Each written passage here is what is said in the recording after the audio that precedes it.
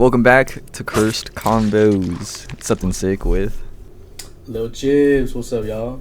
And we got something special for Little Chips here. He has never heard/read the iconic fucking story, like made it in the 1900s, 19-somethings. Iconic story. It's iconic. I'm surprised you haven't heard this one. I'm excited.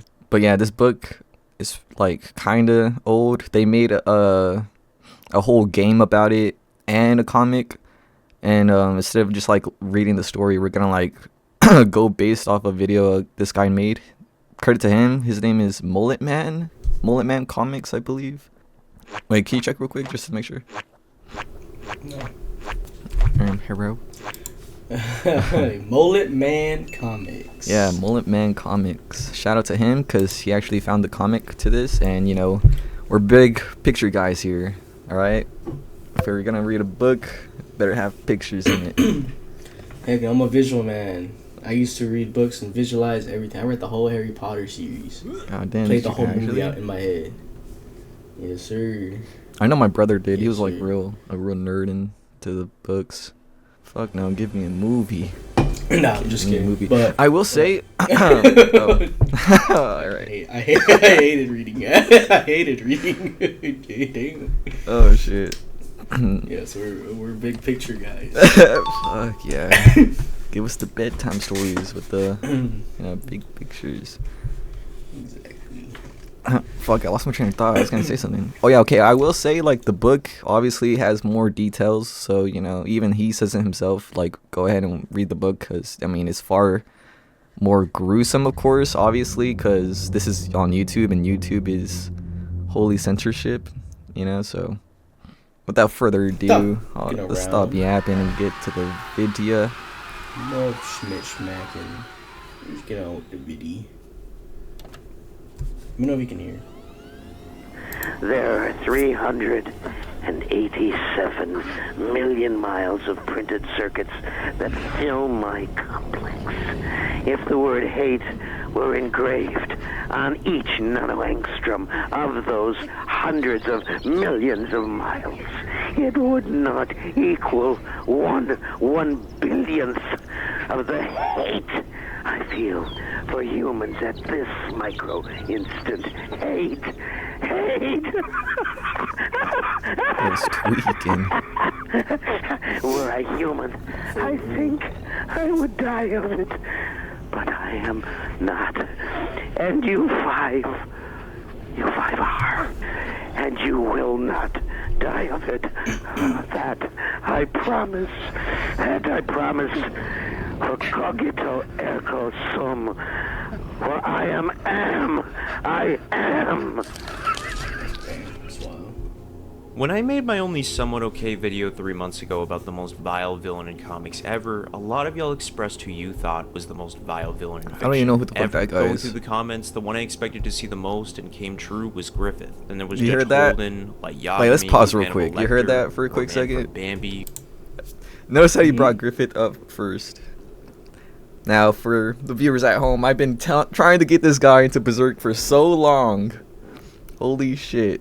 You have no idea. Or the I always come back guy, That's or nice. Randall. But I really and truly believe there is someone, or refuses. maybe more appropriately... Get your fucking. No, that's all I need to say. Out there. No, that's all I needed to say. Yeah. And you know, just L Man's no culture for real. That's crazy. I already Even told this guy knows man ball. I will watch it when I get caught up. Alright, on other important daily shows. You literally told me you started watching something new like 5 minutes ago before the recording. No, I don't remember That's any of that. crazy. That's crazy. It was like even This an hour man's long really ep. making up. You know how many episodes you could have? Hour long ep. Alright, buddy. Alright, whatever. Sorry to shit. Yeah, whatever, bro. It's pretty interesting so far. Right, and like we just started, like shit. you know. Alright, now go. No, yeah. I mean, I'm fucking with it already. I mean, I feel like I'm gonna be clueless 100% during some of this shit because like the references. But you know, we'll see. Phrased something that is much more grotesque and vile than any of those schmucks combined. An entity that, while reading about and researching just about anything I could find on this thing, It sank me into a mental pit of despair. The further and further I went down this rabbit hole, it felt like I was never going to be able to climb back out of it. Like this villain made me feel so viscerally appalled at the levels of evil one soul thing could be capable of, that I just sort of had to step away for a second and ask how someone could whip up something like this in their imagination and put it to words. It's phenomenal. Like, this thing somehow manages to turn a human being into a fucking human slug. And that entity that I myself deem the most vile villain in fiction ever has gotta be the computer program known as Allied Master Computer, better known as AM. AM is the main antagonist of Harlan Ellison's 1967 horror short story, I Have No Mouth and I Must Scream. He's basically a monstrous supercomputer who's responsible for the extinction of the human race and is dedicated to the eternal torture of the last surviving humans left on the planet. AM is a villain that I've been aware of for so long now due to hearing about him in high school, and I've always been fascinated with AM's motivations, his backstory, and the all-around character of AM himself, as AM is essentially insane and has been so for many years upon meeting the character in the short story.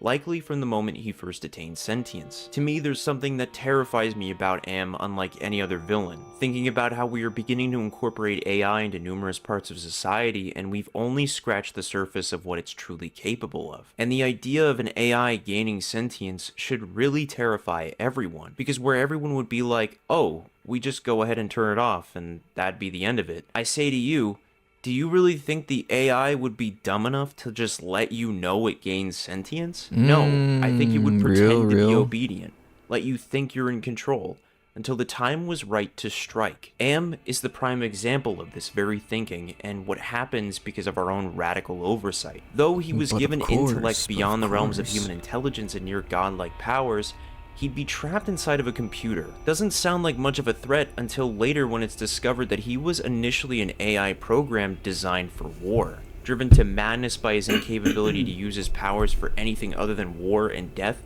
his quest for vengeance against humanity dominated his every waking moment. And nothing, not a single Do you think this guy would be like considered a part of the SCP Foundation shit? No, I don't think so.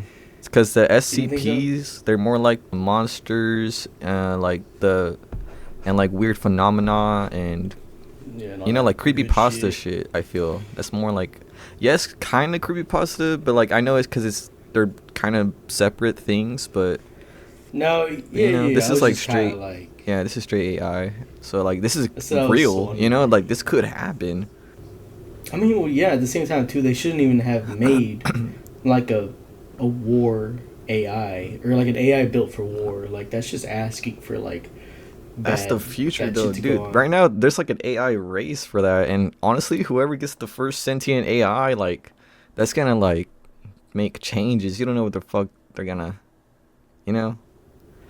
but it's like so crazy that we know how bad it could go and we're still racing towards it, which is which is kind of fucking ridiculous. Shit. So, I mean, shit. I feel like that is the question. Like, even scientists themselves, they're like, nah, we can't make this. This is fucking dangerous. Or like, it'll be a bad idea to make it. And like, all we could pray for is having, control for the moment before it ultimately, flips. Which is it's gonna be like an iRobot all over again. Damn straight. Give me Will Smith. Crazy. Nah. Fuck him. Damn. He lost his reputation after that slap. Nah, for real. His life would have shit after all that crap. Let's go. Thing would ever give him cause to reconsider his mission. AM is a gleefully sadistic individual with no regard or sympathy for human life whatsoever, because he's simply incapable of human emotion.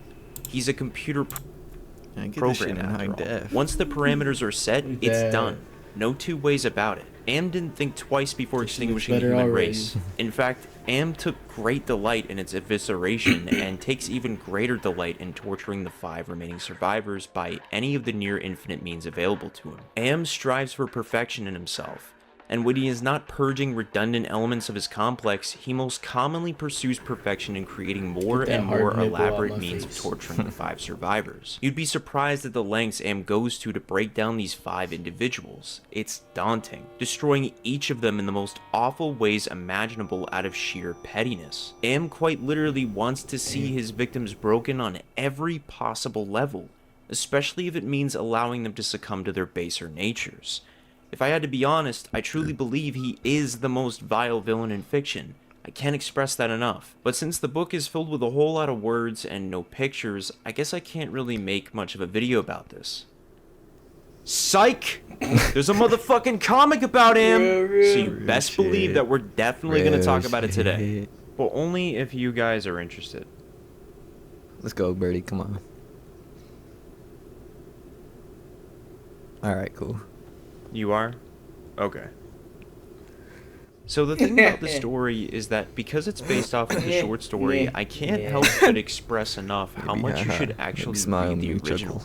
But without further ado, let's get into. Alright. And that scared you, right?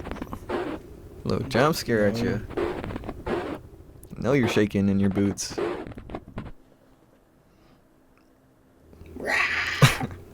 Scared you. Jesus Christ. Bro, we get it. Get on with Upon it. opening the story, we are met with 5 He was distinct dragging it. He was characters, smoking along that with it tit. all taking place 109 years into this desolate future, with the first character introduced being Gorister. Meeting him hung on a metallic ceiling by his right foot, with his whole neck sliced open from ear to ear. Gorister, before the destruction of the human race, was a political idealist and conscientious objector to the war going on. After a century of torture, Am has crushed his optimism and has replaced pay it with attention to each apathetic character. listlessness, leaving him a stark comparison to his former self, as you'll end up seeing in everyone the exact same result. Next is Ellen, the only woman in the group where, before being captured by Am, Ellen supposedly prized her chastity above all else, a trait Am took great delight in twisting beyond recognition. By the start of the story, Ellen is obsessively promiscuous, driven by the supercomputer's mental distortion to seek out sex from any of the other survivors. However, she never enjoys sex with any of them, save for Benny,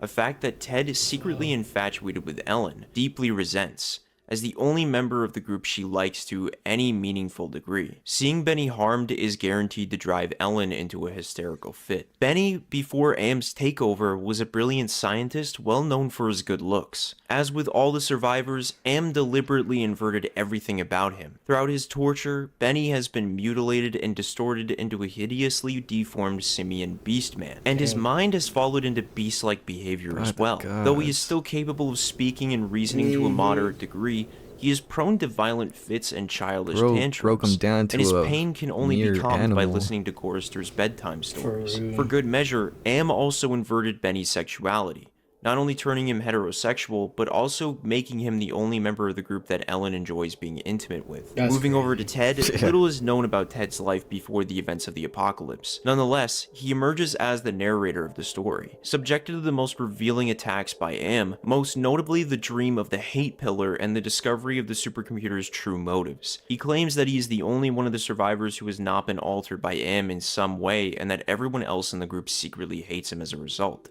Even Ellen, whom he has fallen in love with. Given that these facts are never confirmed, it can be assumed that Am has altered Ted's mind by rendering him chronically paranoid. And finally, there is Nimdok. Nimdok is the most enigmatic of the survivors, as his past remains a complete mystery, as does his original name. Am having given him the name Nimdok simply because it sounded amusing and satisfying to say aloud. Occasionally, Nimdok will wander away from the group and return ashen-faced and traumatized. It's never made clear what Am does to him, but it hits him on a very personal level. Now that we're all acquainted with these characters, after finding Gorister dangling from the ceiling, several members of the group begin to vomit from the state of his body, with some even shouting his name, horrified that Gorister is finally dead. Until Gorister walks around the corner questioning what everyone is yelling at, only to look up to find a duplicate of himself horribly mangled and torn apart. The group in disbelief are enamored by how they still cannot tell what's real and what's fake after 109 years being tortured by Am. But Gorister, traumatized, he looks at the duplicate body of himself like a voodoo doll, showing them all what's to come in the future, asking Ellen why Am doesn't just do us in already, and just get it over with, damn it. I don't know how much longer I can go on like this. That's when Nimdok cuts in, yelling that there is canned food in the ice caverns, according to Am, that's still good after a whole century. Yet Ted finds that hard to believe and likely to be another horrible trick like the frozen elephant incident with Benny. And even if they were able to hike all the way to that food, the food could be putrefied. So they might as well stay where they are till Am inevitably feeds them all to keep them alive for more torture. But everyone is tired of the putrid worms and other god-awful foods that Am works up for them, convincing Ted to at least give the hike a try, in which Ted simply... Wait, so...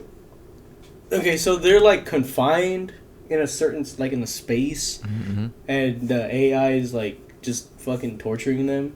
Basically, it's because, well, yeah, they're the final humans, and I don't know how, but I guess he's able to, you know, make them live somehow.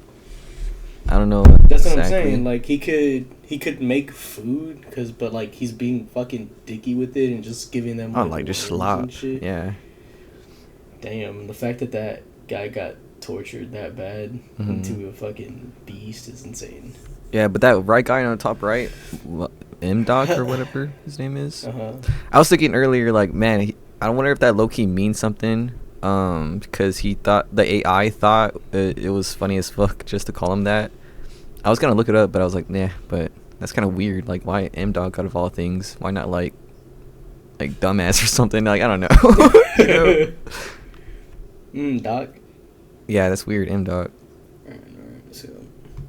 simply says, alright, what the hell? After which Ellen is so grateful to Ted that they end up doing the deed, where after finishing, Ted asks Ellen if she heard Am giggling while they did it, because Ted always hears him giggling, to which Ellen asks why Ted refers to Am as a him, and not as an it. Ted says, I don't know. Most of the time I think Am as it without a soul, but the rest of the time, I think of it as a him, masculine, paternal, him. God as Daddy the Deranged. Heading out on a Thursday, knowing the day was especially important for Am to keep up with the time, and even more important to remind them constantly of their eternal torture. The idea of being kept alive artificially for well over 109 years, eating worms, never seeing the sun, and to add being tortured every godforsaken day by Am, it's really a wonder how they muster the will to keep going. But it isn't like they really have a choice in the matter at all. Their journey to the ice caverns would be about 100 miles from where they were, and before kicking off their arduous journey, Am sent down food for the group that tasted like boiled boar urine, but it was food, Would you slap and they that down? desperately needed it. See, because no matter how close to death the five may have crept up to, Am always made sure he kept the five barely alive. Even if they tried killing themselves, Am always brought them back, and since it's been well over 109 years, everyone has tried at least once. The next day, the group finds themselves walking through the Valley of Obsolescence, filled with rusting carcasses of ancient computer banks. Am had been as ruthless with its own life as with humankind. It was a mark of Am's personality. It strove for perfection, whether it was a matter of killing off unproductive elements in his own world-filling bulk, or perfecting methods for torturing the five of them. Walking through the valley, the five could see natural light beaming from above, meaning that they were somewhere near the surface. But at the surface, there'd be nothing but the blasted skin of what used to be home to beings. Now only a wasteland to the five of them stuck with Am. But Benny chose to believe something different, as he would scale rotted and rusted piles of computer parts till he could reach the surface. In the midst of Benny's escape attempt, Ellen would plead for the others to stop him, but Gorster would slap Ellen and beat on her, shouting that she's only worried for Benny dying because of his privates being as big as a gorilla's, courtesy of Am. Climbing further and further up, Benny's eyes began to emit beams of light, turning them into moist pools of pus-like jelly. Am had blinded him and sent him back down to hell, where he lay blind in pain, unable to stop crying. After these events, later the five made camp sitting around a pathetic fire, telling Benny his favorite story to keep him from crying in his own perpetual darkness. The group always told the same story 1,000 times. What does Am mean? At first it meant Allied Master Computer, and then it meant Adaptive Manipulator. And later on it developed sentience and linked itself up, and they called it an aggressive menace. And finally it called itself Am, emerging intelligence, and what it meant was I am. Cogito ergo sum. I think, therefore I am. There was the Chinese am, and the Russian am, and the Yankee Hard am. bar. And For he stopped. real.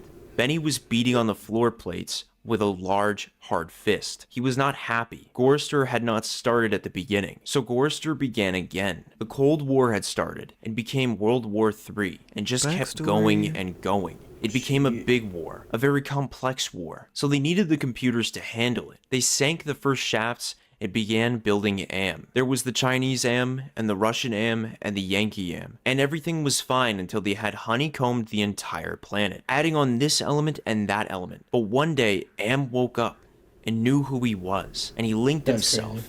and he began feeding all the killing data until everyone was dead, except for the 5 of us, and Am brought us down here. None of them knew why Am had saved 5 people, or why the specific 5 of them, or why he spent all his time tormenting them, or even why he made them virtually immortal. But questioning further, they were interrupted by the sound of a computer bank's hums, activating lights all around the 5 of them growing louder and louder, with everyone knowing something really bad was going to happen. Growing more and more paranoid by the second, Ted could feel something closing in on them. He could feel it, he could hear it, and most of all, he could smell it. Schizo. The smells of wet fur and charred wood and dusty velvet, or rotten orchids, sour milk, sulfur, and rancid butter and oil.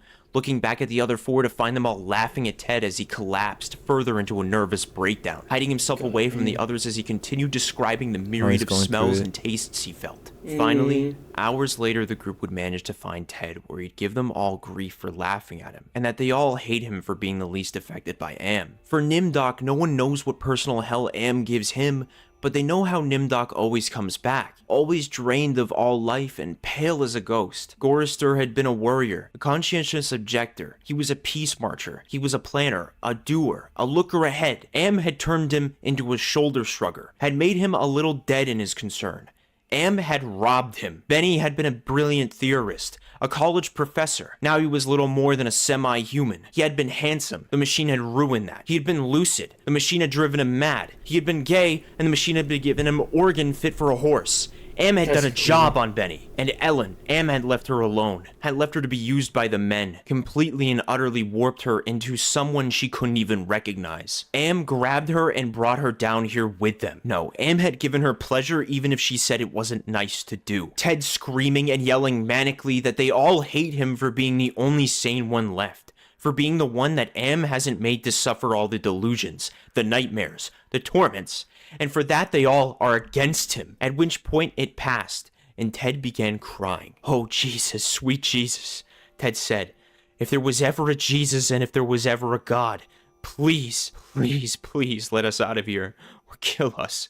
Because at that moment, Ted realized completely that Am was intent on keeping them all in his belly forever, twisting and torturing them forever, in which it also became hideously clear that if there was a sweet Jesus, and that if there was a God, that God was Am. After Ted's Cold. horrifying realization, the group would be thrusted in the Goddamn.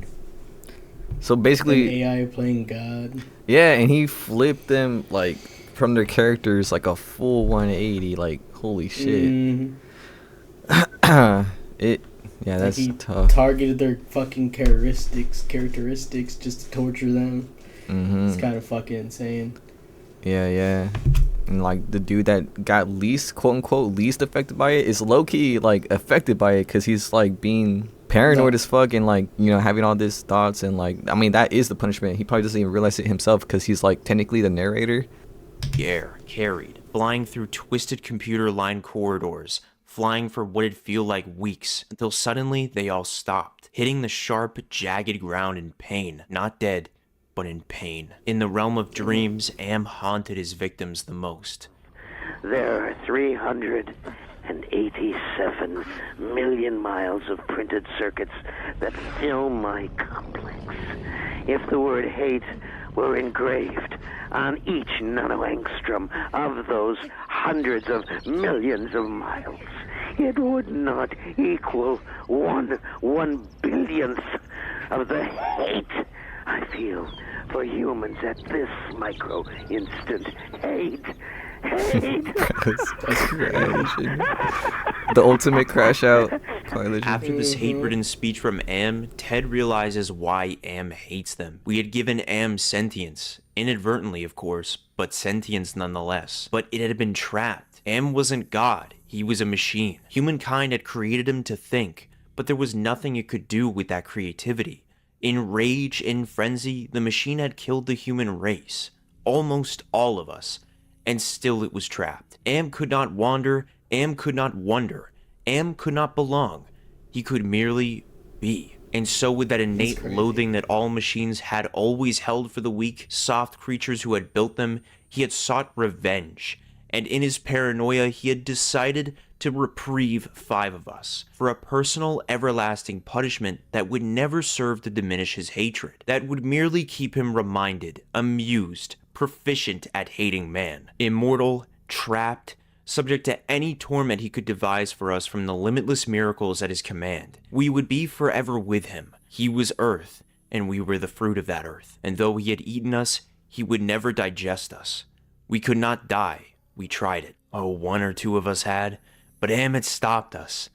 I suppose we wanted to be stopped. Don't ask why, I never did, more than 1,000,000 times a day. Immortal, yes, but not indestructible. As Am later withdrew from Ted's mind, muttering, "To hell with you. But then you're already there, aren't you?" As Gorster would yell at Ted to snap out of it and to look behind him to find a great mad bird flapping its immense wings, to which Am would announce that they may kill the mad bird for food, dropping down weapons like 2 flimsy bows and a water gun as a funny little gag. But with that hopeless opportunity presenting itself, the ice cavern's food became all the more achievable in their hearts, rather than killing this mad bird with a water gun. So off they went, setting off dozens of traps laid out by Am to prevent them from reaching the ice caverns, Wait, which pause had it real managed quick. to fatally wound both Ellen and Nim. I don't remember this part at all. Like, I don't remember that bird being there. Do you think he has like that hate towards like animals too? Like, what the fuck the animals have been doing? I don't think he hates the animals. I think he was just doing it as a gag. He put a gigantic ass bird for food. They managed to kill it with a bow and 2 arrows and a water gun. Oh, like, okay, shit, yeah. Honestly, I did not remember that part. That's foul. And No, it is, yeah. like, what? So he could summon shit like that, or like create it? Like, damn, this guy's advanced. Then, like, if he can do something like that. Jesus Christ. So obviously they chose to just fucking run and not take the bait, and so now they're just fucking stepping over traps and shit. Yeah. It's fucked. That guy's foot, bro. Fuck, I felt that. Yeah. He's making people see illusions and shit. He's turning people straight with the long schlongs. Like, come on, man. Jeez. Alright, buddy. Oh, no. Don't give me a schlong, please. Please, no. Okay. No. Yeah, but he's a fucking ugly ass bitch with like a fucking No, yeah, schlong. true. It's crazy. Yeah. Alright, minus the other things. Like, I don't want that. Okay, I'm gonna be so real. I'm gonna point this out. Look at this shit. They really have to add this. I mean, it's just realism, brother. Just realism. They really had to add this. They added his third leg in there. It's crazy. Even from a distance, that thing hanging. Yeah, it's fucking crazy. Like, you got his 2 hands right here. You got his 2 legs, and you got the fucking dirt. All right, go. I mean, probably because his clothing too. He kind of gives caveman vibes, His you know. clothing's right here. Oh shit. Well, His I clothing's mean, right if you here. could call it that, it's a miniskirt, brother. That's what I'm saying. We don't need to fucking do He's all wearing this. pants. He ain't wearing pants. That's crazy. Get the fuck out of here. Well, where's hers at then? No, I'm just kidding. Right? Oh, okay. Whoa. Yeah, I'm scared. I'm scared. It is 2026. Yeah. Yeah, for real. Alright, let's continue. Doc in the process. Yet no matter how torn apart, Am would heal them back to tip-top shape and repeat the whole process all over again. I was just about to say that. I was like, why can't they just kill themselves? But now I see why. They tried. It mentioned earlier too that they all tried at least like once. Damn. But yeah, he must have that like good fucking serum. On that good. Alcohol. Yeah. Yeah. You got some bad skills I can do. No, I'm just kidding.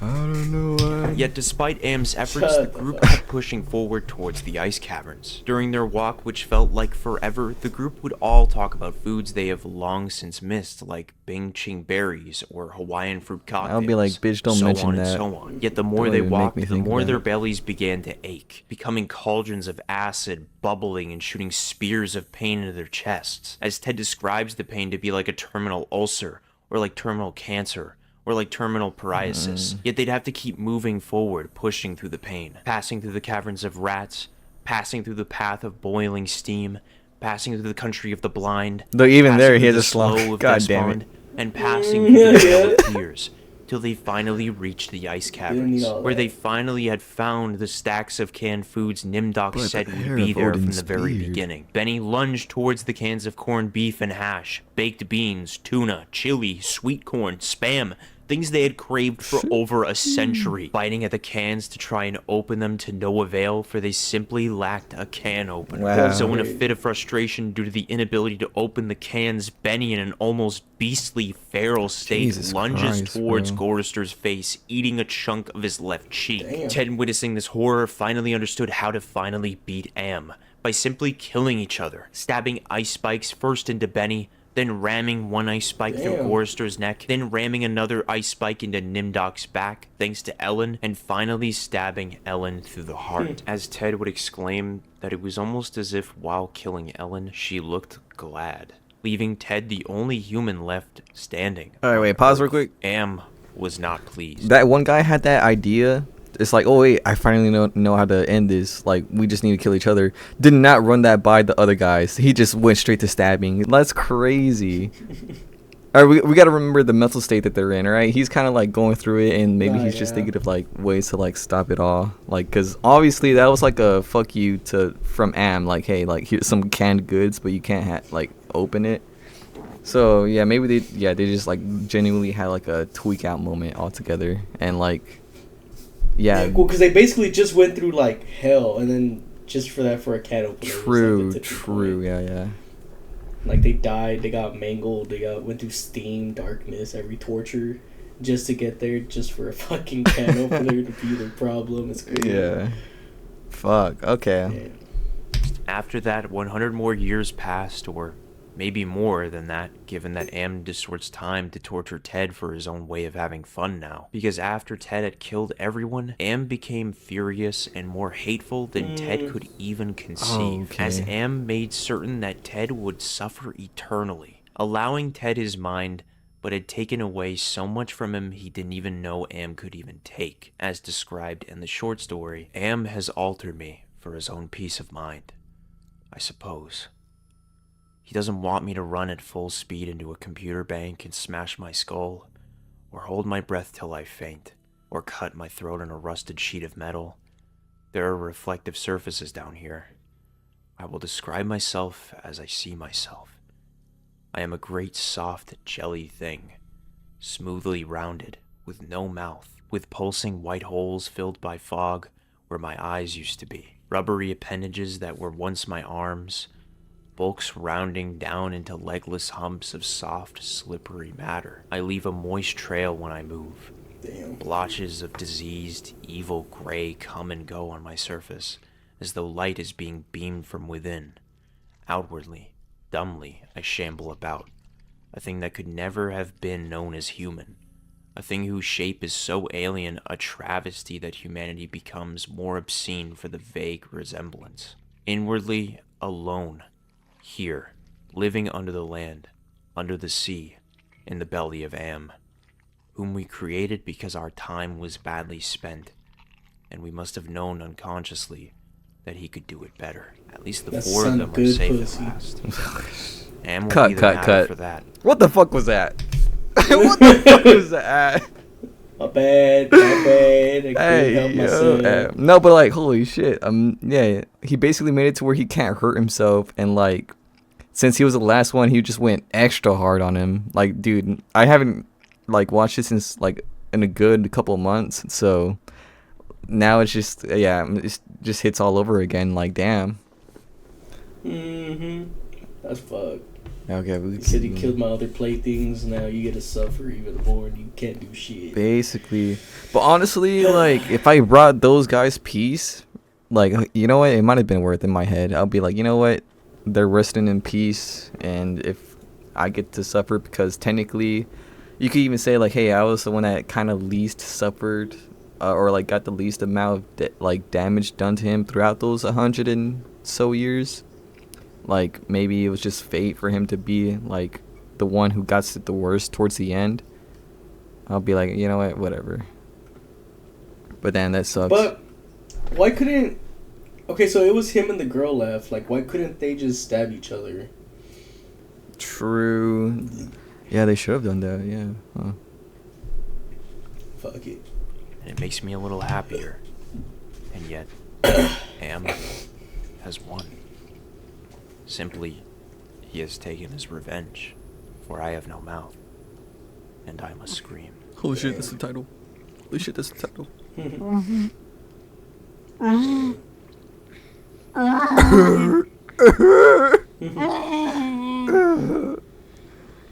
That must suck, though.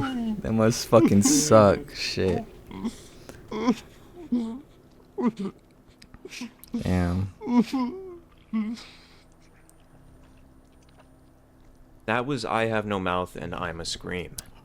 I remember before Fire. making this video that I was going to point out the differences between the book and the comic, but surprisingly the comic stays incredibly faithful to the book on all levels. This is likely attributed to the fact Preach. that Harlan Ellison had to do with the making of the comic, along with combining several of his other short stories in the comic as well, called Harlan Ellison's Dream Corridor. With the comic being filled to the brim with the most out there type of stories that are definitely Dude, worth literally, that I've makes read me this want to story like multiple dive into his times over, work. and I swear I've never been more in a state of existential dread. The levels of mental and physical torture Am inflicts on his 5 victims is insurmountably evil. How he forces Helen to be a sex object for the group.